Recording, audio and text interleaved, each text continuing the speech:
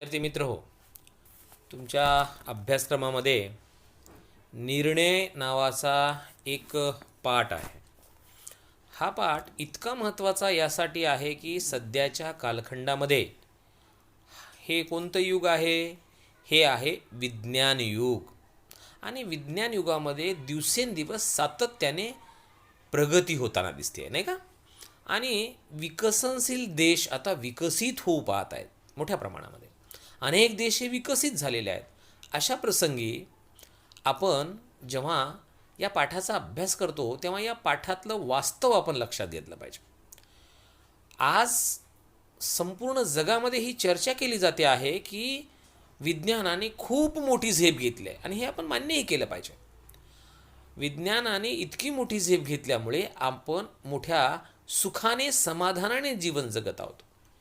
ज्या काळामध्ये या देशामध्ये साधी रेल्वे नव्हती, त्या देशामध्ये आज विमान फिरत आहेत. याचा अर्थ असा होतो, ज्या ठिकाणी जाण्यासाठी आपल्याला 2-2, 4-4, 8-8 दिवस लागायचे, महिना लागायचा, तिथे आपण काही वेळामध्ये जाऊ शकतो. ही जी काही प्रगती आहे, कम्प्युटर युग आहे, हे संगणकाचं युग म्हणून आपण त्याच्याकडे बघतो. अशा अनेक गोष्टी आहेत. मोबाईल हे एक उत्तम उदाहरण आहे आपल्या सगळ्यांच्या समोर. मोबाईलच्या माध्यमातून, सोशल मीडियाच्या माध्यमातून किती मोठी आज क्रांती झालेली आहे हेही आपण जाणता आहात. माझ्यापेक्षा तुम्हाला यामध्ये अधिक ज्ञान आहे. परंतु हा जो पाठ आहे निर्णय नावाचा, हा निर्णय नावाचा पाठ अतिशय महत्त्वाचा आहे. ते यासाठी महत्त्वाचं आहे की कितीही प्रगती या देशामध्ये यंत्राने केली असेल, कितीही प्रगती पथावर आपण यंत्राच्या माध्यमातून गेलो असू, तरीही मानवी मन जे आहे, ज्याला आपण संवेदना म्हणतो, हे प्रेम, हे आपुलकी, हे आत्मीयता, हा जिव्हाळा, हा काही तुम्हा सर्वांना किंवा आपल्या सगळ्यांना यंत्राच्या माध्यमातून दिसणार नाही. यंत्र हे फक्त काम करतील, यंत्र हे आपल्याला मदत करतील, परंतु हे सगळं करत असताना यंत्र हे आपल्याला भावनिक मदत करू शकणार नाही, शारीरिक मदत करू शकतील, पण मानसिक मदत करू शकणार नाही. ही फार महत्त्वाची आणि मोलाची गोष्ट लेखक या निमित्ताने सांगतात. डॉक्टर सुनील विभूते नावाच्या लेखकाने लिहिलेला हा पाठ आहे. तुम्ही सुरुवातीलाच बघा, सुरुवातीला जर तुम्ही पहिल्या 4-5 ओळीचा अभ्यास केला की तुमच्या लक्षात येईल काय आहे या पाठामध्ये. प्रस्तुत पाठात वेटर म्हणून काम करणारा रोबो हा यंत्र आहे. त्याला दिलेलं काम उत्तम करता येईल, पण त्याला विचार करता येणार नाही, त्याला भावना नसतात, तो दुसऱ्यांचे दुःख संकट समजून घेऊ शकत नाही. उलट मानव हा संवेदनशील व भावनिक आहे, तो दुसऱ्यांच्या भावना समजून घेऊ शकतो. पाठातील संकटात सापडलेल्या स्त्रीला रोबो वाचू शकत नाही. प्रामाणिक व प्रसंगावधानी मनोचे तत्परतेने तिच्या मदतीला धावून जातो, तिचे प्राण वाचवतो. यंत्र हे यंत्रच आहे, ते माणसांची जागा घेऊ शकत नाही, असा संदेश या पाठाच्या माध्यमातून आपल्याला देण्यात आला आहे. महत्त्वाची गोष्ट, अधोरेखित करणारी गोष्ट कोणती आहे की यंत्र हे यंत्रच असतात, ते माणसाची जागा घेऊ शकत नाहीत, हे वास्तव आहे. आणि हे वास्तव आपण सगळ्यांनी स्वीकारलं पाहिजे.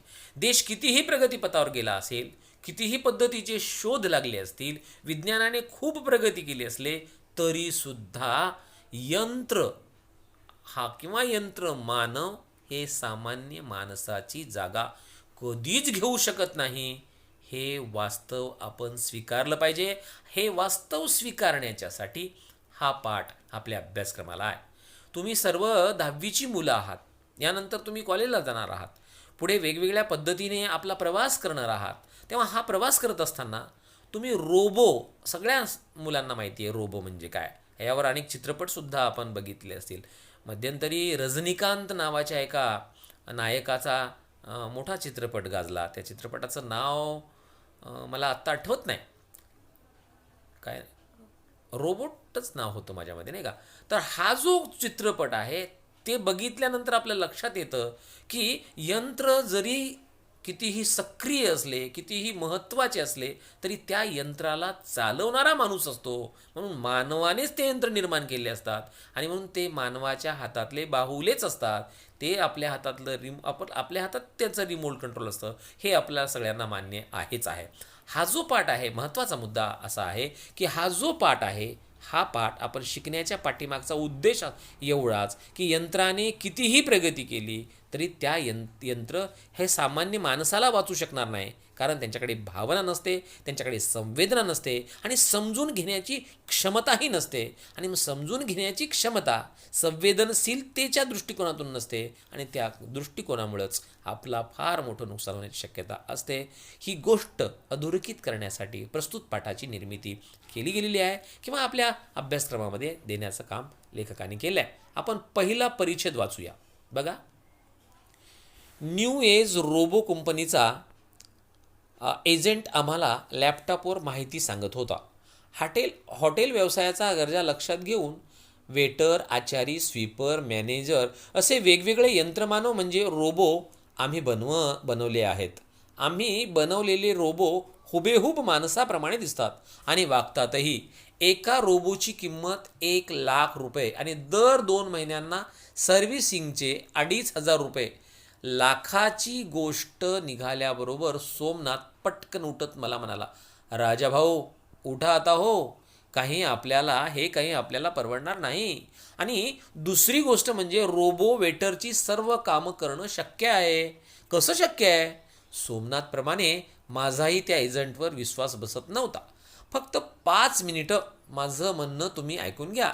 माझ्या सांगण्यावर तुमचा विश्वास बसत नाही, पण आधुनिक विज्ञान तंत्रज्ञानाचा हा चमत्कार आहे.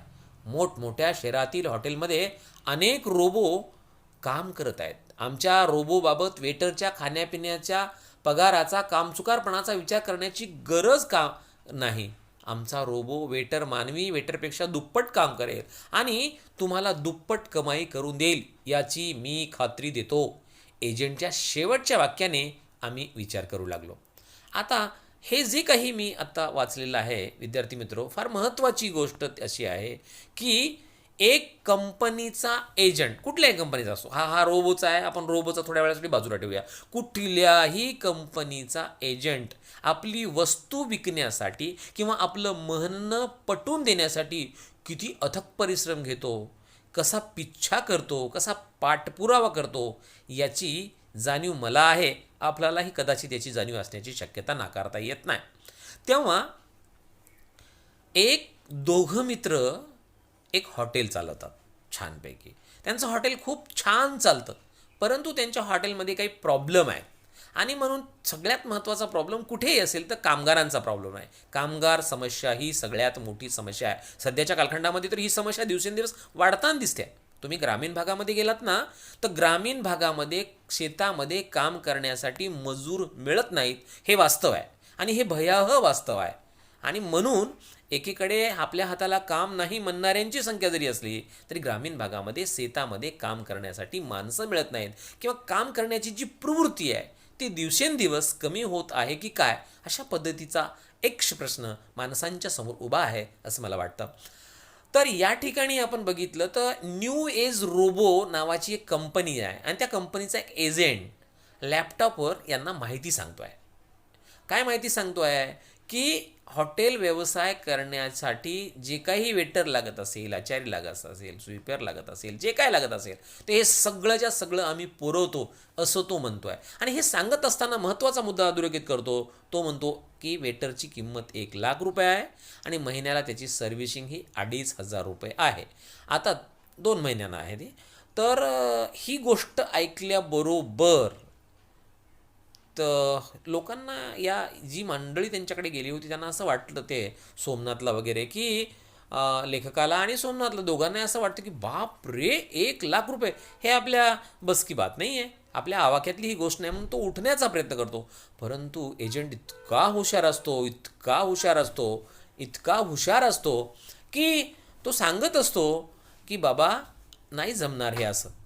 1,00,000 रुपये किंमत म्हणजे खूप मोठी किंमत आहे ना, ते चालणार नाही आणि म्हणून ते उठण्याचा प्रयत्न करतो. पण लेखकाला तो एजंट थांबवतो आणि अतिशय विश्वासपूर्ण पद्धतीने समजावून सांगतो की आमच्या रोबोटचं वैशिष्ट्य तो सांगतो. तो असं म्हणतो की हे युग कोणतं आहे, कोणतं आहे, हे यंत्रयुग आहे ना. आणि यंत्रयुग असल्यामुळे, तंत्रयुग असल्यामुळे, तंत्रज्ञानाचं युग असल्यामुळे, विज्ञानाचं युग असल्यामुळे काय होते की मोठ्या मोठ्या शहरामध्ये जी काही हॉटेल्स आहेत, मोठ्या मोठ्या शहरातली हॉटेल्स मालक या रोबोचा छानपैकी वापर करतात आणि छानपैकी मोठ्या हॉटेलमध्ये वापर करत असल्यामुळे त्यांचं कामही दुप्पट होतं ना, काम तिप्पट होतं आणि म्हणून सामान्य माणसापेक्षा रोबो हा जास्त काम करतो ही गोष्ट वारंवार यांना सांगितली जाते आणि फक्त 5 मिनिट ते ऐकून तरी घ्या अशा पद्धतीची विनंती केली जाते आणि हे सगळं ऐकतात. एजंटच्या शेवटच्या वाक्यांचा हे विचार करतात. काय होतं शेवटचं वाक्य बघा, फार महत्त्वाचं वाक्य होतं ते की आमचा रोबो मानवी वेटरपेक्षा दुप्पट काम करेल आणि तुम्हाला दुप्पट कमाई करून देईल याची मी खात्री देतो. मोह, लालूच म्हणतो आपण. मोह, काय मोह दिला जातो? जर तुम्ही आमचे रोबोट घेतले गेले तर तुमचं जे काही हॉटेल चालतं, जे काही हॉटेलमध्ये काम तुमचे वेटर करतात त्या वेटरपेक्षा दुपटीने काम करणारे हे रोबोट आहेत. विचार करा, खात्री देत आहेत ते. आणि मग यांचं हे विचार करायला लागतात. मी आणि माझ्या आता एक घटना सांगतात की हॉटेलचं काय आहे, कशासाठी हे सगळं सांगतायत. मी आणि माझा बालमित्र सोमनाथ उर्फ सोमा दोघे मिळून गेली 4 वर्ष हॉटेल चालवत आहोत. बघा, हे काय हॉटेल आजचं नाही, जुनं हॉटेल आहे. 4 वर्षापासून हे काम करतात, त्यांना सगळा अनुभव आहे.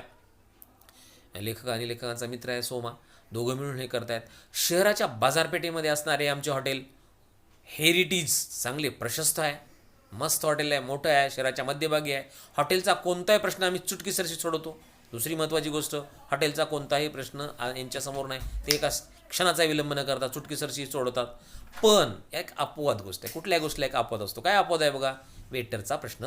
तुम्हाला मी आत्ताच बोललो की कामगार प्रश्न हा सगळ्यात मोठा प्रश्न आहे हो. आणि इथे पण हा प्रश्न आहे ना की वेटरचा प्रश्न आहे. बाकी सगळ्या समस्या चुटकीसरशी नो प्रॉब्लेम, पण हा प्रश्न फार मोठा आहे.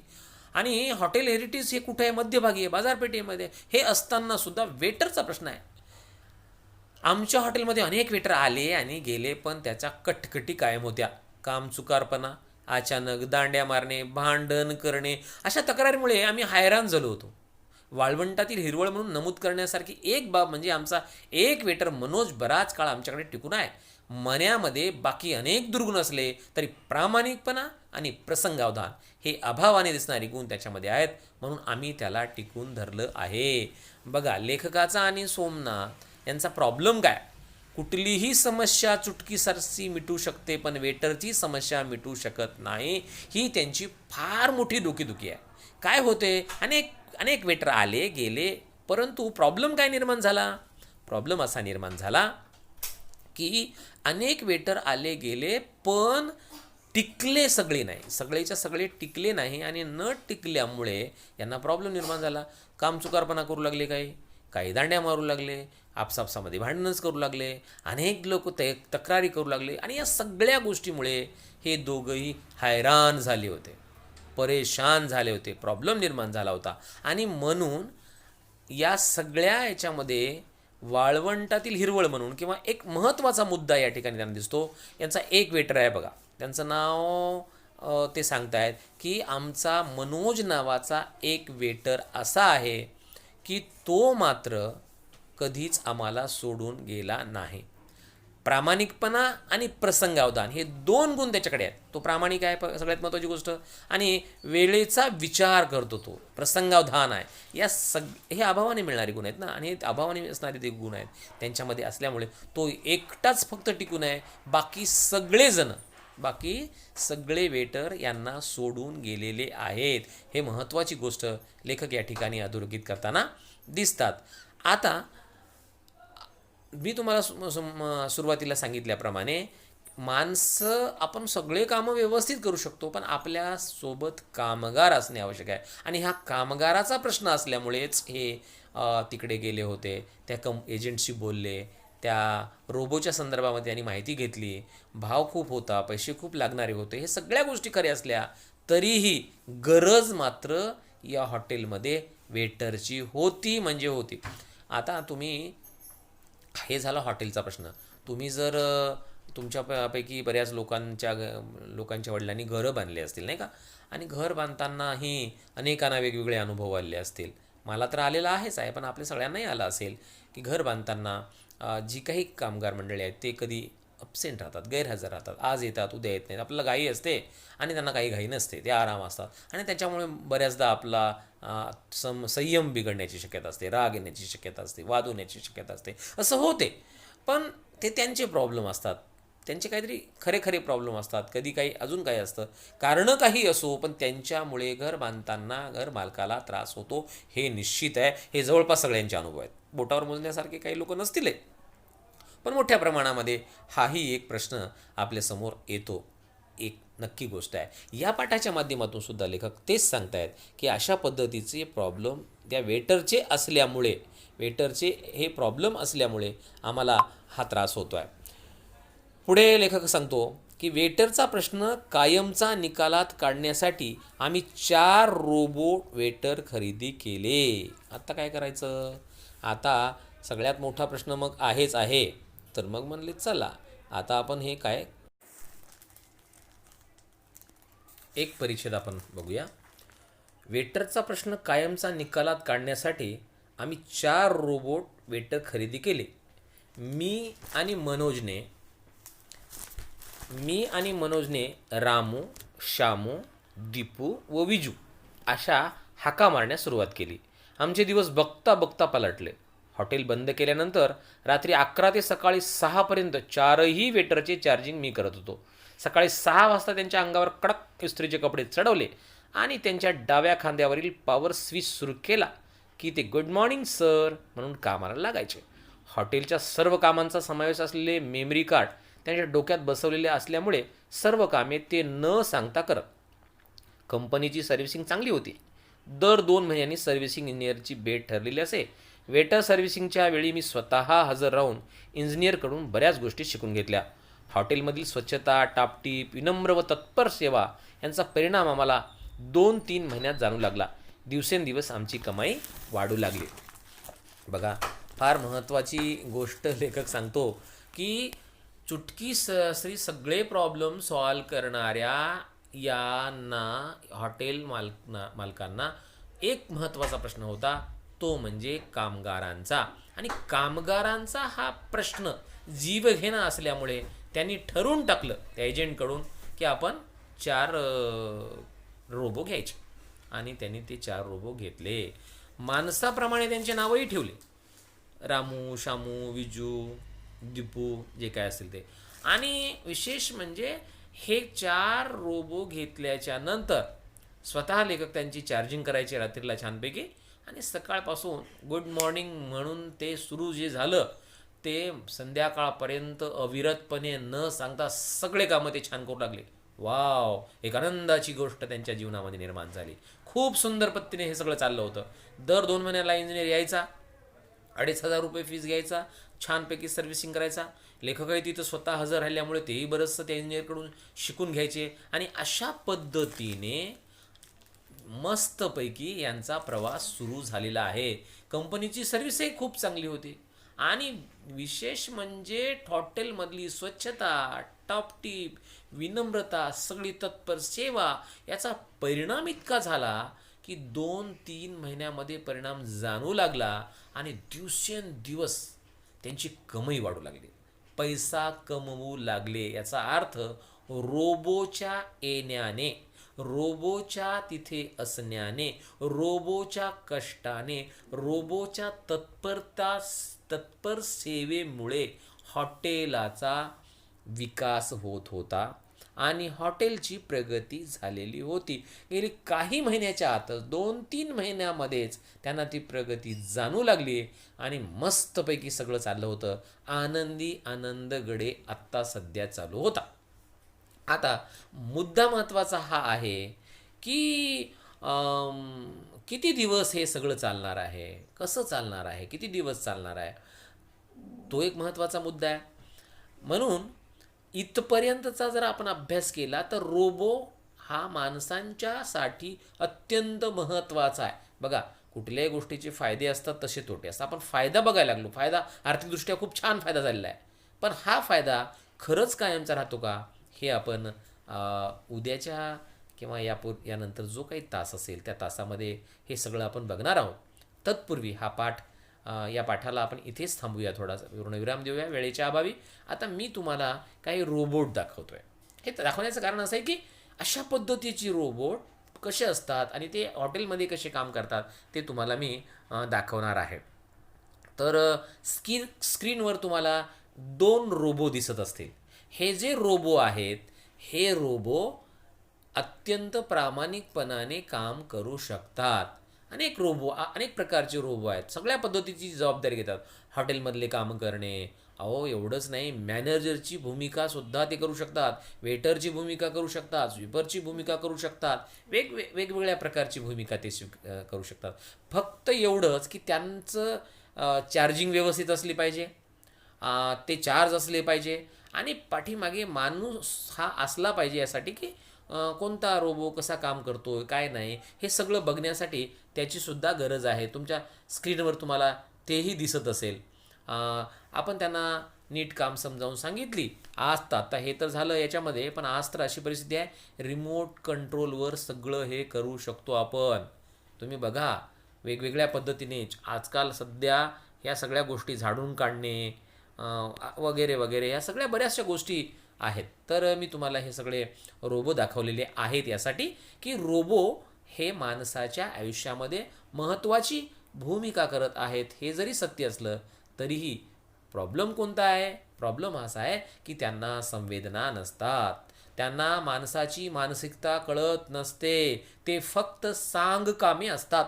जेवढं सांगलं तेवढं करतात. एखादा प्रॉब्लेम जर निर्माण झाला, एखादी समस्या जर निर्माण झाली तर त्या समस्येचं निराकरण करणं त्यांना आता शक्य नसतं. आणि म्हणून बघा, तुमच्या समोर या स्क्रीनवर हॉटेल दिसते आहे. हॉटेलमध्ये सगळं वेटर हे हा दिसतो आहे आणि दुसरे जे काही गिरायक आहेत ते ग्राहकही तुम्हा सगळ्यांना दिसत आहेत.